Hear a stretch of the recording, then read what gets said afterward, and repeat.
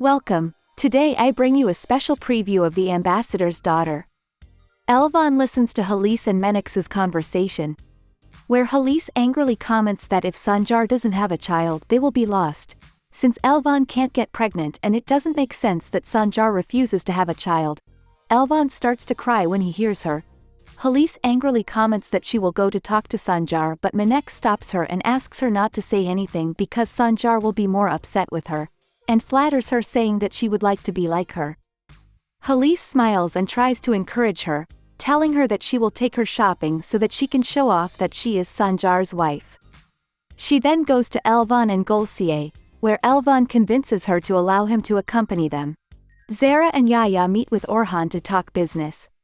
Orhan worries that Sarkan didn't go and wishes nothing bad had happened. Yaya assures that nothing bad has happened and that Sanjar is playing with his daughter. Orhan comments that he now understands why Nair is looking for work. So Zara and Yaya are puzzled. Orhan tells them that Nair went to his hotel with Geddes looking for work and that he hired her. Yaya, uncomfortable, thanks him, and then they talk about the order they have placed. Meanwhile, Sanjar talks to Melik, who is upset, so he asks her if someone bothered her. Melik remembers the argument she heard between him and Nair, so she tells him that she is angry with him, but Yaya interrupts to let Sanjar know that Nair is working with Orhan. Sanjar, annoyed, asks her how that happened, and realizing that it has been because of Geddes, gets angry and says goodbye to his daughter, explaining that something urgent came up and leaves. For his part, Geddes takes Nair to buy clothes. He worriedly asks her not to hurt herself again, so she assures him that the night before she decided that everything is over and that she is no longer the same, so she will not suffer again for what happened and everything will get better. However, she sees that Halise and Menex are going to enter the store, so upset she tries to leave. But at the door she crosses them. Menex stops her to talk about how happy she is to have Melik and asks her what is the girl's favorite color. Saying that she wants to buy her a present, Nair answers that she doesn't need to because her daughter has everything. Menex says that Sanjar asked her to buy something for Melik, but Nair thanks her and tries to leave. But Halise stops her. Nair says that if her daughter needs something she will buy it for her, and that if Sanjar wants to buy something for her daughter she shouldn't send others to do it. She also tells Menex that she shouldn't worry so much about Melik because she already has a mother, and leaves. Sanjar angrily goes to see Orhan to complain to him for hiring Nair. Orhan, scared, tells him that he only hired her because Geddes assured him that there would be no problem with him. Sanjar orders him to fire Nair, threatening to stop doing business with him if he doesn't obey him, so Orhan agrees. Geddes takes Nair to the sea to try to get Nair to calm down, but Sanjar calls him to tell him that Nair was fired from the hotel and that he will see to it that she will not find any job there. Nair listens and sadly comments that Sanjar is going to make her life miserable there, so she will leave. She says that she always wanted to feel part of something and always wanted to have a family but could never have a place to call home. And because of the constant traveling she couldn't have friends, but then she found Sanjar and got used to him. However, he doesn't love her anymore and feels she doesn't fit in anywhere, but she doesn't care anymore and just needs her daughter, so she will do everything for her and resist anything because she doesn't plan to leave Melik.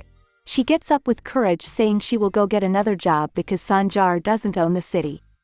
Nair goes to different places looking for work, but in all of them she is rejected by Sanjar's orders.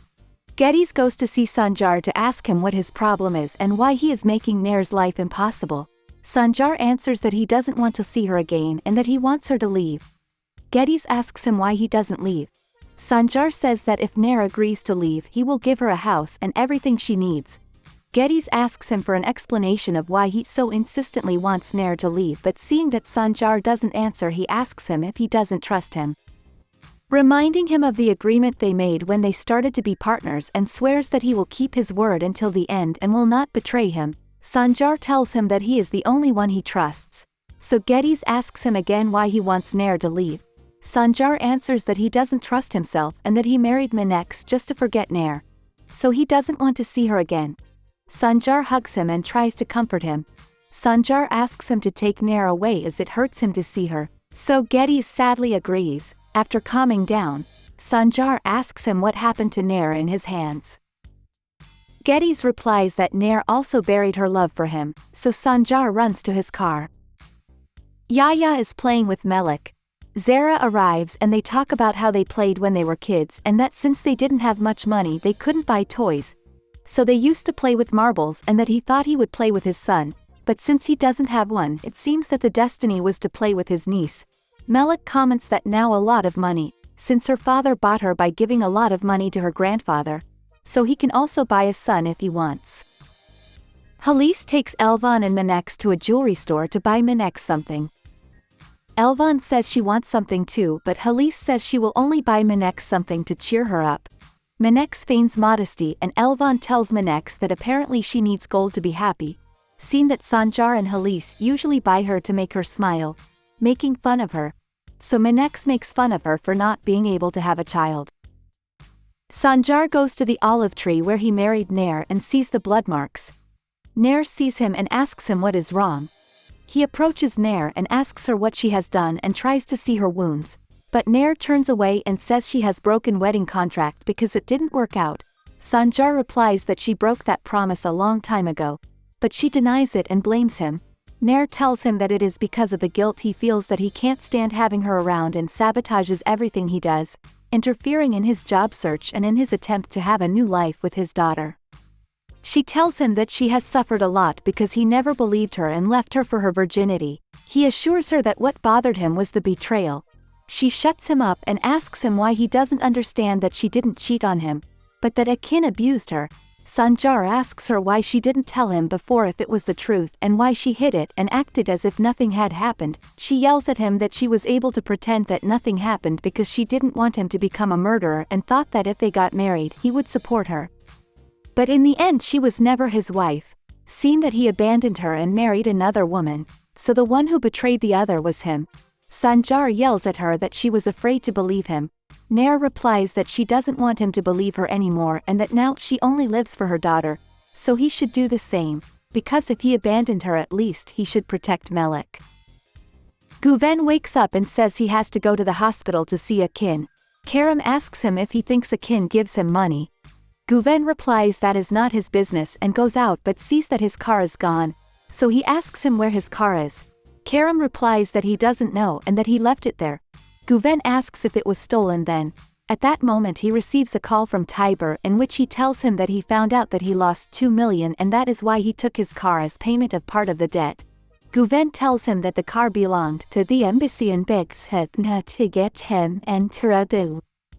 After hanging up, Tiber informs Akin that Guven is very scared, so Akin is happy and pays him for his work. Guven for his part regrets that he no longer has any money. And so we end this preview, until next time.